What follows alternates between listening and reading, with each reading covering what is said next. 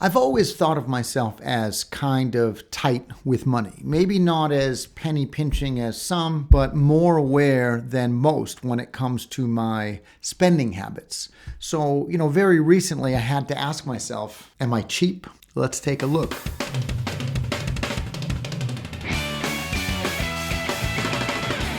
I'm randomly going to select 100 of you to receive your own gold-plated coin. I used to carry around a gold coin kind of similar to this one right here. Not to spend, but because it reminded me of wealth. And it was a symbol for me of what was to come and what I could achieve financially. As a thank you for your support, I want to give you a little piece of motivation to remind you of what you can achieve and the results that you can get in life. So, when this channel hits 500 subscribers, I'm randomly going to select 100 of you to receive your own gold-plated coin. These coins are real currency from around the world that have been plated in 100 mils of fine gold.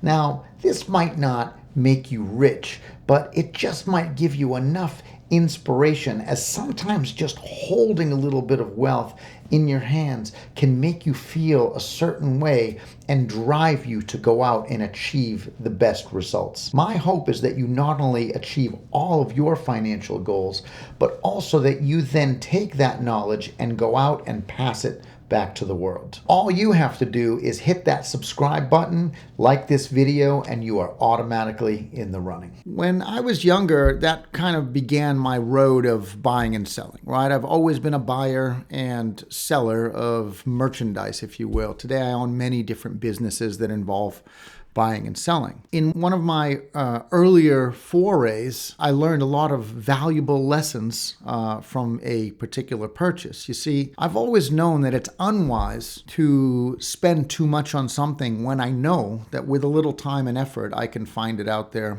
a little bit cheaper. But of course, I also realize that many times you get what you pay for. So be aware and don't pay too little. When I was about maybe 15 or 16, one of the things that was popular in the East Coast where I grew up was kids riding mopeds. Everybody seemed to have a moped. I was buying and selling things, mostly bikes and bike parts. And I said, I wonder if I could get into selling, mopeds, right? I talked to a couple friends of mine and someone said, hey, I got a buddy who's totally selling a moped, wicked cheap guy. And I said, all right, that sounds good. Let's call him up. So I called him up and he was just super eager to sell this moped. And it was at an outrageously cheap price. A moped back then might have cost a couple $100 for a used moped. And he was like, I could bring it down to your house in the next hour if you got $75. And I said, bring it by. Like, are you kidding me? Like, come on by. So he comes by and he just comes kind of whizzing into the yard very quickly, shuts it off. And, he's in a rush. He's in like a real rush. And he's like, you got the money? Yeah, I've got the money. Great. And he's like, all right, that's my buddy there who followed me here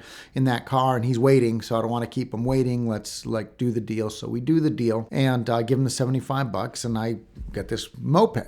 So he takes off and it doesn't take me long to figure out that the moped has a myriad of issues. It starts, but it doesn't run for very long. When it does run, it doesn't run very well. It has a ton of loose parts. The muffler's kind of hanging off. I realized that I did just get exactly what I paid for. I bought something cheap at a very cheap price. And of course, the kid just couldn't wait to get rid of it because, I'm never going to hear from him again. And there's no recourse for me, right? So I'm out the $75. This thing probably needs $200 worth of work, which I'm going to have to do if I now want to recoup my $75. And I'm probably still going to lose time and money on it. So lesson learned, there is a big difference when acquiring things if you're acquiring them from the cheap mindset versus the frugal mindset. So let's just take a look at what does cheap mean. Cheap means, to me, that you're shopping on price. Pretty much price is the only thing that you're concerned with, right? You're looking for the items that you want and you're pretty much just focused in on that price. As long as it's the least expensive version of what you can find, then you're going to go for it.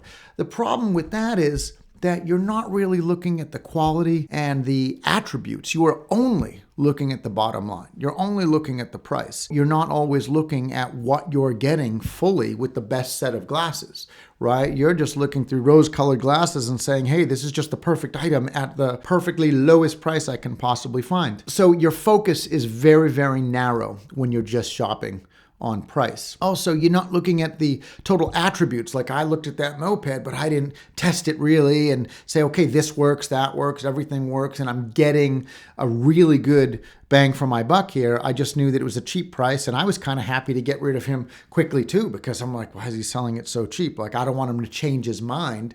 I just want to buy this at the lowest possible price. But of course, I did learn that you get what you pay for. The other thing, there's just a certain thinking that goes along with being cheap or cheap people or people perceiving you as cheap. In other words, no one really likes to deal with a cheap person. They feel like that they're always going to get beat up by that party. And I think it's really only a good deal if both parties are a little bit satisfied and a little bit dissatisfied. Like maybe I'm selling the item and someone beat me up a little bit on the price, but I'm like, it's okay. I've had this item. I got the use out of it. Maybe I'm making a little money. Maybe I'm taking a break even, but it's going to a good home. And that's what I'm thinking. Maybe they're thinking, yeah, I'm paying a little bit more than I wanted to pay, but I still got a good deal and I got the item that I want at a lesser cost than if I went out and found it new. Both parties are satisfied, but maybe a little dissatisfied, and that's okay. When you deal with someone that's totally cheap and they're just going to beat you up so much that now you're just happy to get rid of the item because you want to get rid of them. No one really likes dealing with that type of person. An example of people being too cheap would be, we used to have a lot of dinner parties. You know, we have some great friends and people know that if they're coming to our house for a dinner party, it's going to be great. It's going to be a good time. It's going to be great food. It's always a home cooked meal. Of course, people invite us to dinner parties. And I remember this particular couple on the East Coast that we're still, great friends with, and we love them dearly. Their cheapness definitely gets in the way of how social we want to be with them because it's just excessive. Whenever we go to their house for dinner, it is always pretty much bottom of the barrel. They'll say something like,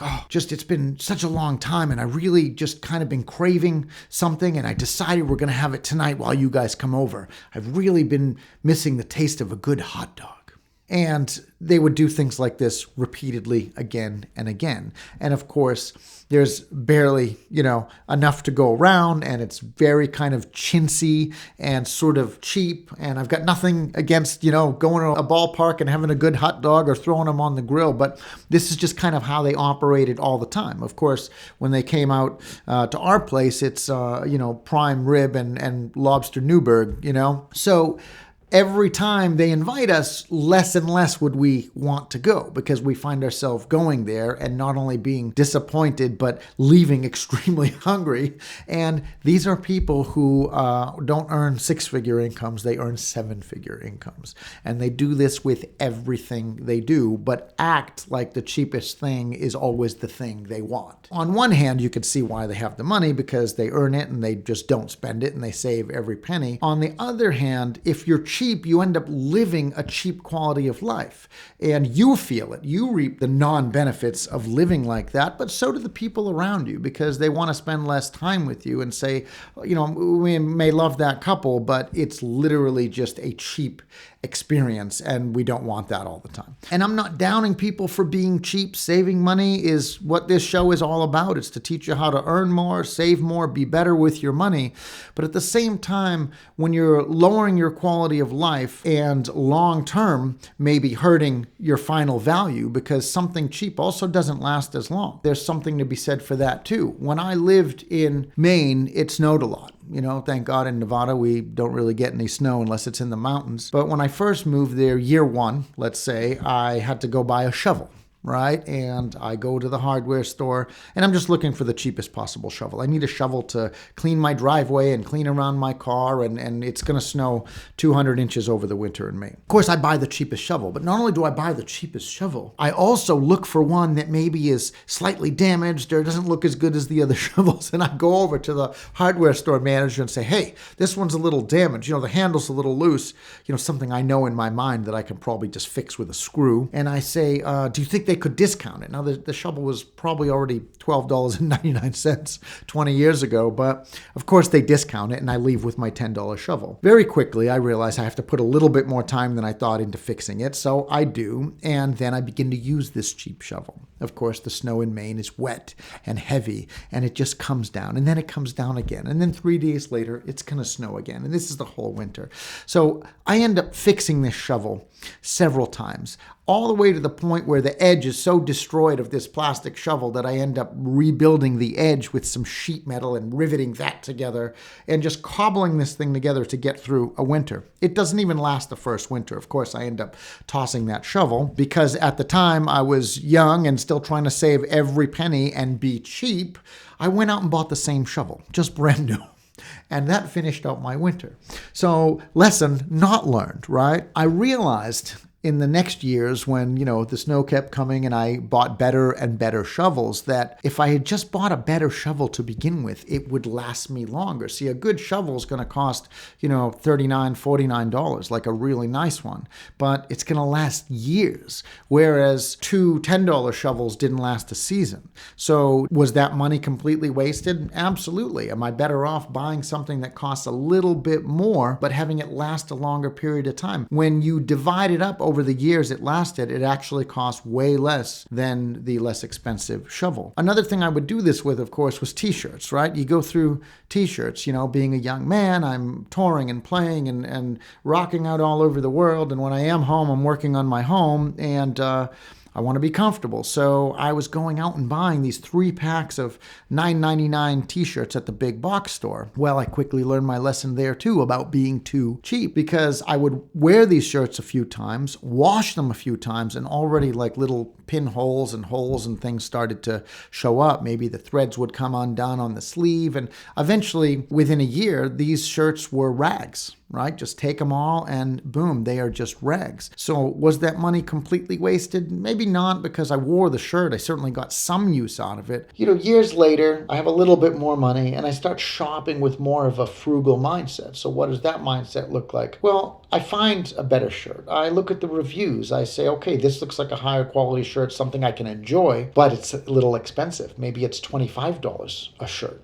So, of course, I start to shop. Why? Because I'm trying to be a wise spender. I'm trying to be frugal. I still want to spend as least as possible, but I want to get the best and highest quality product for me so I can enjoy it. So now I find the product. I find it on sale at a particular vendor.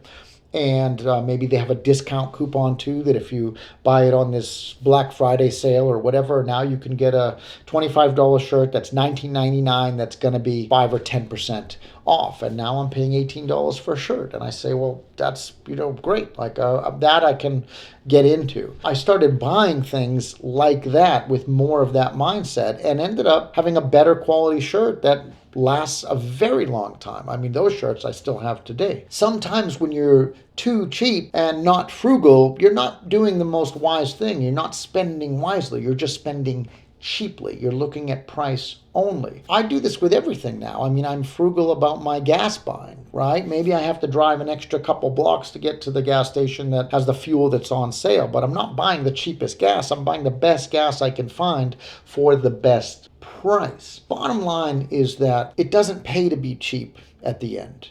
Being frugal is just being wise with your money, and you're buying the best product you can at the best possible price, and you will live a better quality of life. My name is Daniel F. Margasa. You are watching The Almost Criminal Millionaire, and if you enjoy the topics of money, finance, and the health and wealth of your bank account, then please like and subscribe for more.